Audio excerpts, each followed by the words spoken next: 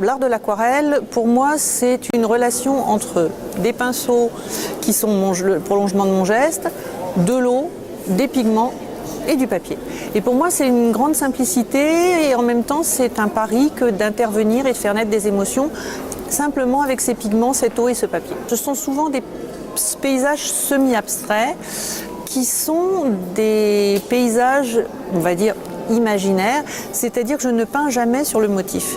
Et lorsque je suis devant un très beau paysage, je me dis que la nature est vraiment trop belle et que je n'y apporterai rien en la peignant.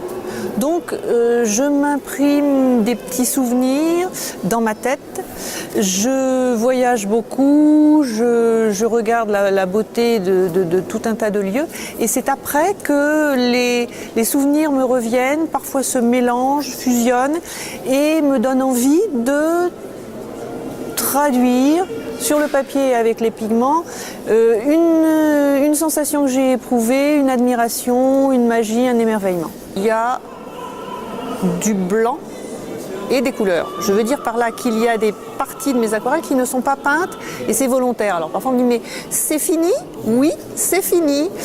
C'est-à-dire que le blanc du papier et l'absence de peinture, tout autant que la peinture elle-même, forment la création. C'est le yin, le yang. Bon. Il y a cet esprit de l'absent, du présent, du papier qui reste immaculé. Par exemple, j'ai un tableau de fleurs. Les fleurs jaillissent sur le papier blanc et elles se suffisent à elles-mêmes. Et c'est ça l'esprit. L'aquarelle, pour moi, c'est 80% de réflexion et 20% d'action à la fin. Donc il y a en amont de l'aquarelle une sorte de préparation, une rêverie, des réflexions, des essais de couleurs. Et il y a un moment où on passe à l'action. Et ce moment, il est assez bref, comme le haïku. C'est un geste, ce sont des gestes qui se doivent d'être à la fois précis, épurés.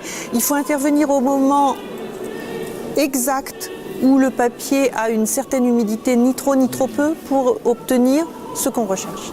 Dans ce sens, oui, il y a cette espèce de brièveté, parce que si vous mouillez un papier, le papier sèche petit à petit. Donc il y a un moment exact où je peux intervenir. Ça va durer 5 minutes pour avoir un effet précis, 5 minutes seulement, et après, on passe à autre chose. On peut faire d'autres choses. Ça ne veut pas dire qu'on ne peut peindre que pendant 5 minutes, mais on se doit d'être présent au moment exact.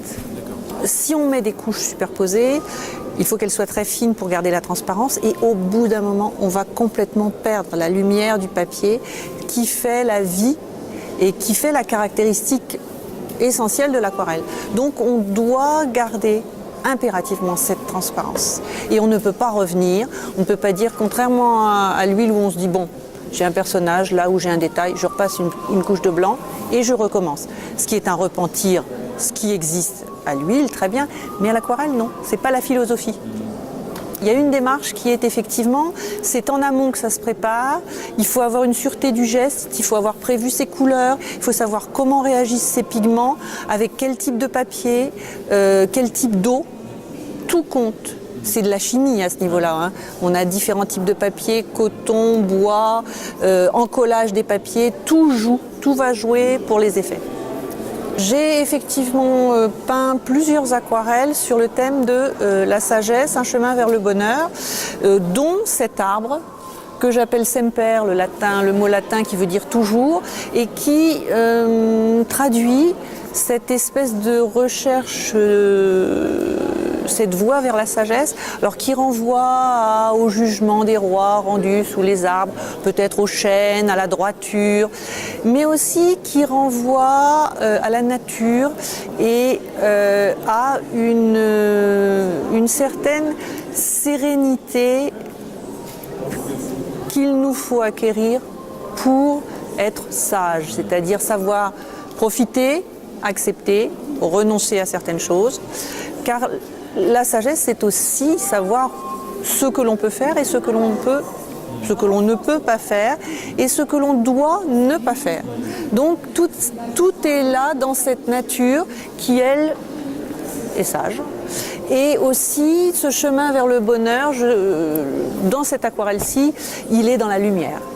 Il est dans la lumière, c'est-à-dire qu'au-delà de l'arbre, surtout sur la droite de l'arbre, il y a cette lumière vers laquelle nous nous tournons et qui est effectivement une voie vers le bonheur étant le résultat de ce travail que l'on fait sur nous-mêmes, en recherchant la sagesse et en acceptant notre imperfection.